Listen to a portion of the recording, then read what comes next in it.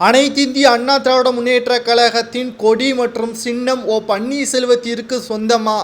தேர்தல் ஆணையத்திடம் தற்பொழுது மனுக்களை கொடுத்த பன்னீர்செல்வத்தின் ஆதரவாளர் மனோஜ் பாண்டியன், தங்கமணி, வேலுமணி இவர்களுக்கு எதிராகவும் எடப்பாடி பழனிசாமிற்கு எதிராகவும் தற்பொழுது அதிமுகவில் போராட்டத்தை கையில் எடுத்திருக்கிறார்கள் பன்னீர்செல்வத்தின் ஆதரவாளர்கள்.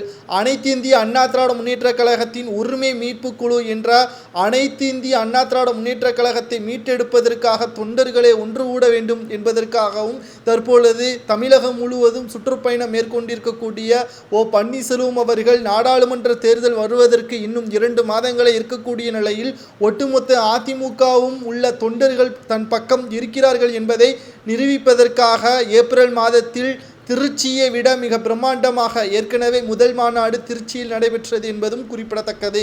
இந்த நிலையில்தான் எடப்பாடி பழனிசாமியின் சொந்த ஊரிலே சேலத்திலே மிக பிரம்மாண்டமான 2வது மாநாடு நடைபெறும். அதில் அனைத்து இந்திய அண்ணா திராவிட முன்னேற்ற கழகத்தின் ஒட்டுமொத்த தொண்டர்களும் இதில் கலந்து கொள்வார்கள். அப்பொழுது தெரியும் யாருக்கு ஆதரவு இருக்கிறது என்பதை மக்கள் புரிந்து கொள்வார்கள். அதனை மூலமாக தேர்தல் ஆணையத்திடம் நாங்கள் முறையிடுவோம், இரட்டை இலை சின்னம் மற்றும் கொடி அனைத்தையும் எங்களிடம் ஒப்படைக்குமாறு தேர்தல் ஆணையத்திடம் முறையிடுவோம் என்றும் எடப்பாடி பழனிசாமி அவர்கள் தனது சுயநலத்திற்காகவும் தனது அதிகாரத்தை பயன்படுத்தி கொண்டு அதிமுகவின் பொதுச் செயலாளராக திட்டமிட்டு பொறுப்பேற்றிருக்கிறார் என்றும் அதிமுகவின் நிர்வாகிகளுக்கும் இதற்கும் எந்த ஒரு சம்பந்தமும் கிடையாது என்றும் எடப்பாடி பழனிசாமிற்கு எதிராக புகழேந்தி அவர்கள் பரபரப்பான வாக்குமூலமும் கொடுத்திருக்கிறார். இந்த நிலையில்தான் அனைத்து இந்திய அண்ணா திராவிட முன்னேற்ற கழகத்தின் மீட்டெடுப்பதற்காக பன்னீர்செல்வம் அவர்கள் தொடங்கிய இந்த யுத்தம் நிச்சயமாக வெற்றியடையும் என்றும் வைத்திலிங்கம் அவர்கள் கூறியிருக்கிறார். பொறுமையாக இருந்து பார்க்கலாம், அதிமுகவின் கொடி சின்னம் பன்னீர்செல்வத்திற்கு வருகிறதா என்பதை. புரட்சித் தலைவி ஜெயலலிதா அவர்கள் இறந்ததற்கு பிற்பாடு எடப்பாடி பழனிசாமி என்ற ஒருவர் எப்படி தமிழகத்திற்கு அடையாளம் தெரியும் என்பதை நாம் முதலில் புரிந்து கொள்ள வேண்டும். சசிகலா அவர்களிடம் சாதுவாக பேசிக்கொண்டு அவரை தற்பொழுது முதல்வராக ஆக்க வேண்டும் என்பதற்காக சசிகலா அவர்களிடம் ஜெயக்குமார், தங்கமணி, வேலுமணி இவர்கள் பேசியிருக்கிறார்கள்.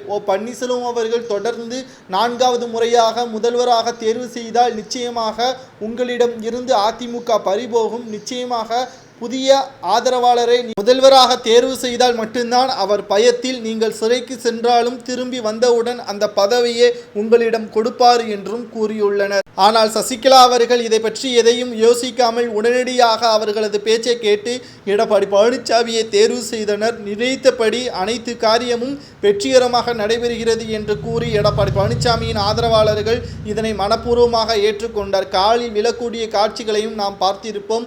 நாடகத்திலேயே மிகப்பெரிய ஒரு உச்சக்கட்ட நாடகமே அதுதான். சசிகலா அவர்களின் காலில் தவிழ்ந்து போய் எடப்பாடி பழனிசாமி அவர்கள் முதல்வர் பதவியை பறித்தார் என்றும் ஒட்டுமொத்த தமிழக ஊடகங்களுமே விமர்சனமும் செய்தது. எடப்பாடி பழனிசாமி அவர்கள் புரட்சி தலைவி ஜெயலலிதா அவர்களின் சமாதியில் தர்ம யுத்தத்தையும் நடத்தினார். அதை யாரும் மறந்திருக்க மாட்டார்கள். தற்பொழுது வரை தர்ம யுத்தம் நீடித்து கொண்டுதான் இருக்கிறது. பணத்தை பெற்றுக்கொண்டு எடப்பாடி பழனிசாமி அவர்கள் தனது அமைச்சர்கள், முன்னாள் அமைச்சராக இருந்தவர்களையும் சில எம்எல்ஏக்களையும் தன் பக்கம் வைத்துக்கொண்டு சசிகலா, டிடிவி தினகரன், ஓபிஎஸ், வைத்திலிங்கம், மனோஜ் பாண்டியன் இவர்கள் அனைவரையும், தனக்கு எதிராக இருக்கக்கூடியவர்கள் அனைவரையும் கட்சியிலிருந்து நீக்கி தனக்கு சாதகமான அதிமுகவையும் தனக்கு சாதகமான பொறுப்பையும் அவரே தேர்வு செய்து அவரே தலைவராகவும் பொறுப்பேற்றுக் கொண்டார். இதனைத்தான் வன்மையாக கண்டித்துள்ளார் பன்னீர்செல்வம் அவர்கள். கட்சியை உருவாக்கியவர் வேறொருவர், ஆனால் கட்சியின் சொந்தக்காரர் என்று எடப்பாடி பழனிசாமி அவர்கள் கூறுவது நியாயமா என்ற கேள்வியை தான் தற்பொழுது முன்வைத்திருக்கிறார்கள். ஒட்டுமொத்த அனைத்திந்திய அதிமுகவின் தொண்டர்கள் நிச்சயமாக உண்மையின் பக்கமும் புரட்சித் தலைவர் எம்ஜிஆர் மற்றும் புரட்சித் தலைவர் ஜெயலலிதா அவர்கள் மீது உண்மையான அக்கறை கொண்டவர்களாக இருந்தால் நிச்சயமாக சேலம் மாநாட்டில் கலந்து கொள்வார்கள் என்றும் அதன் மூலமாக இரட்டை இலை சின்னத்தை மீட்டெடுப்போம் என்றும் பன்னீர்செல்வத்தின் ஆதரவாளர்கள் டிடிவி தினகரன் அவர்களும் கூறியுள்ளார். பொறுமையாக இருந்து பார்க்கலாம். அதிமுகவை நினைத்தபடி பன்னீர்செல்வம் அவர்கள் வெற்றி கொள்கிறாரா அல்லது இரட்டை இலை சின்னம் இல்லாமல் நேரடியாக பாஜக தரக்கூடிய தாமரை சின்னத்தில் போட்டியிட்டு 5 தொகுதிகள் கூட இப்பொழுது வரை பாஜக பன்னீர்செல்வம் அவர்களுக்கும் டிடிவி தினகரன் அவர்களுக்கும் கொடுப்பதற்கு ரெடியாக இருக்கிறது. ஆனால் முழு மனதோடு பன்னீர்செல்வம் அவர்கள் தாமரை சின்னத்தில் போட்டியிட்டால் மட்டும்தான் இது சாத்தியம் என்றும் பாஜக ஒரு கோரிக்கையும் வைத்திருக்கிறது. ஆனால் எடப்பாடி பழனிசாமி அவர்களுக்கு எதிராக இரட்டை இலை சின்னத்தை முதலில் எடுக்க வேண்டும் என்பதே எங்களது இலக்காக இருக்கிறது. இதுநாள் வரை நாங்கள் பணத்திற்கும் பதவிற்கும் ஆசைப்படவில்லை. துரோகிகளை அதிமுகவில் இருந்து விரட்ட வேண்டும். தேர்தல் ஆணையத்திடம் இருந்து இரட்டை இலை சின்னத்தை எங்களுக்கு கொடுக்கும்படி கோரிக்கையும் வைத்துள்ளோம் என்றும் ஓ பன்னீர்செல்வம் அவர்கள் கூறியுள்ளார். உங்களது கருத்துக்களை கூறுங்கள். ஓ பன்னீர்செல்வம் இரட்டை இலையை மீட்டெடுப்பாரா என்பதை கமெண்ட் வாயிலாக கூறுங்கள்.